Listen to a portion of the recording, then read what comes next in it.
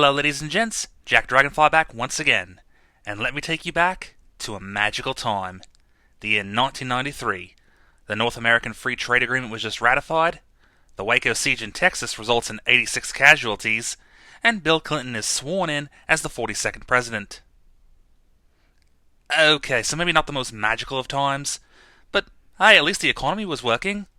Oh, and on June 9th, a little movie called Jurassic frickin' Park hit the theaters.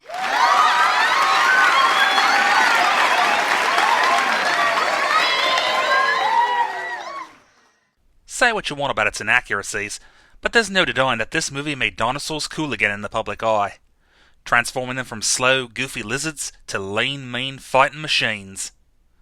Not only that, but the entire concept of the movie was mind-blowing. I mean, zoos are already cool enough by themselves, but a zoo filled with dinosaurs? Oh, sign me up! This movie took the world by storm, and really brought the idea of a dinosaur zoo to life, before I myself brought it to actual life. But surprisingly, it was not the only piece of media to do so, as that very same year, a certain little video game would tackle the concept in its own unique way.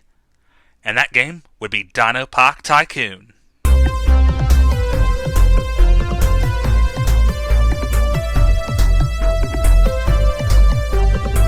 Yep, before Zoo Tycoon and Operation Genesis came along, this was the first game in which you got to manage a Jurassic Park of your very own.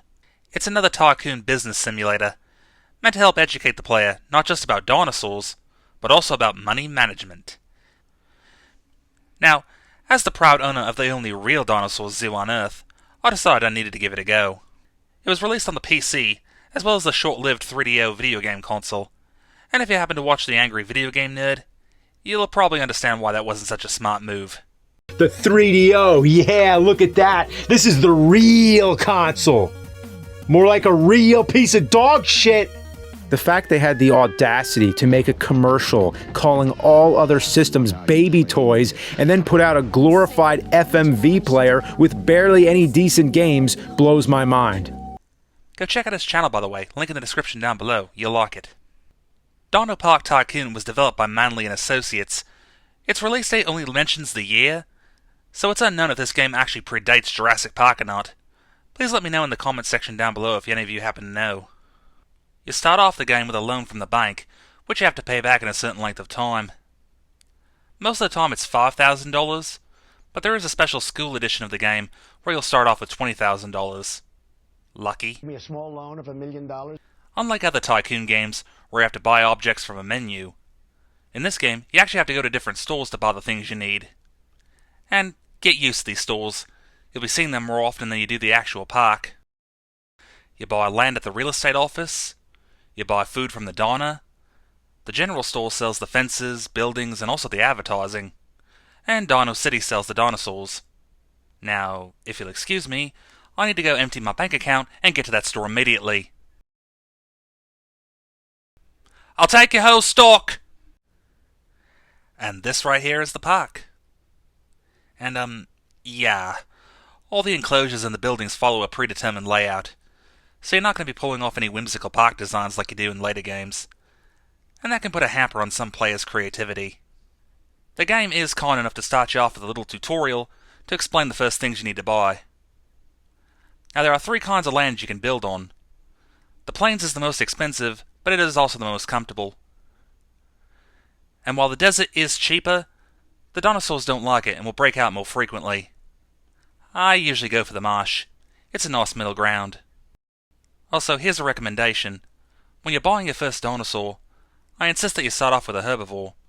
As I'll explain later, it is easier and also cheaper to stock up on food for the plant eaters than it is to stock up on food for a meat eater. Though that will limit your initial selection of dinosaurs to Ornithomimus and Hypsilophodon. Yeah, I'll admit, the dinosaur selection in this game is pretty bare bones, with only 20 species total. I mean, we got the heavy hitters in here like T-Rex, Triceratops, and Stegosaurus, but heck, Velociraptor didn't even make the cut. Though, there is this one weird Elvis Presley-looking dinosaur called the Vegasaurus, likely named after Las Vegas, Nevada. He's the most expensive creature in the game, at $25,000. Though, if you actually try to buy the egg will just fall onto the floor. And you can't buy it again. I mean, sure, you get your money back, but what was the whole point of that? Is it a joke? Is it one big Psychosaurus? As if I wanted this lounge lizard in my park to begin with. Also, before we move forward, a little fun fact. The name Vegasaurus was later given to a species of Antarctic plesiosaur discovered in 2015. Though it was named after the island it was found on, not Sin City.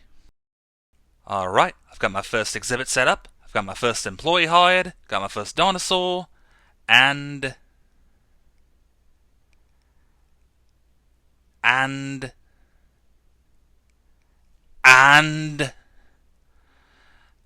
Okay, I confess. This game is really hard, and also really, really boring. You gotta be super stingy with your money in this game.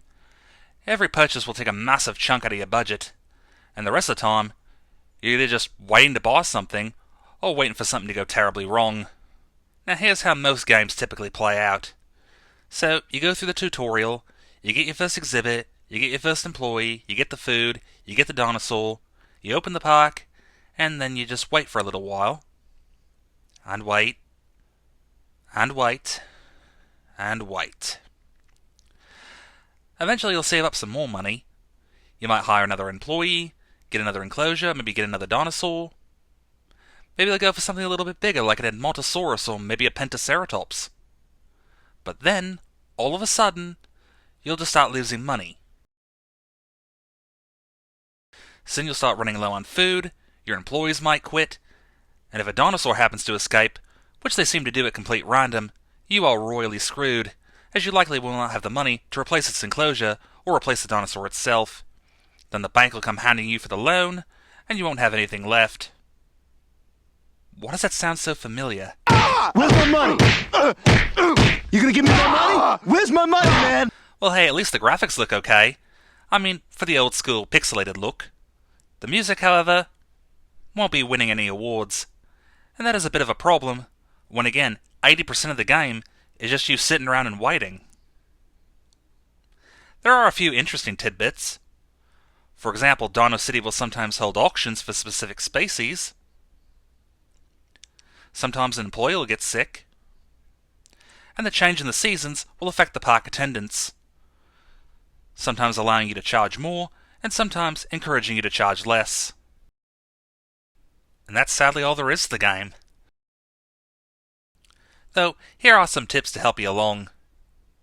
At the start of the game, try to save up to $10,000 as fast as you can, so don't go wasting it on new dinosaurs or new enclosures. Once you get up to $10,000, buy yourself a parking lot. This will greatly increase the number of visitors your park can host, and this will greatly increase your profit margins, which will in turn allow you to spend some more money on new attractions and new dinosaurs. Also, when you can, try investing in the electricity upgrade for your pens.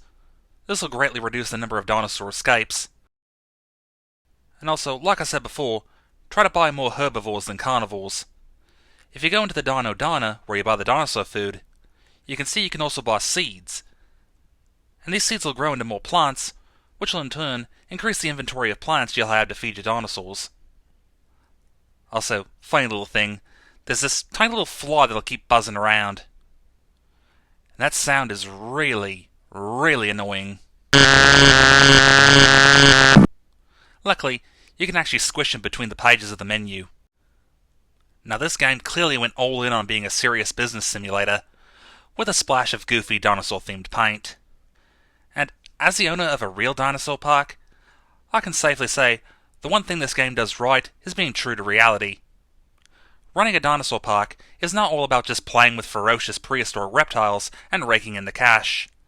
There's reports, checks and balances, performance reviews, and it's 100% tedious. But I'll play a video game to forget boredom and experience some excitement, and that's sadly what this game is lacking. So with all that said and done, I give DinoPark Tycoon 2 stars. Now, if you're interested in playing this game for yourself, there's plenty of places to play it online. But as for now, I'm Jack Dragonfly, and I will see you all again next time. Oh, and don't forget to like, favourite, subscribe, and all that good stuff for more content from the VentureWorld channel.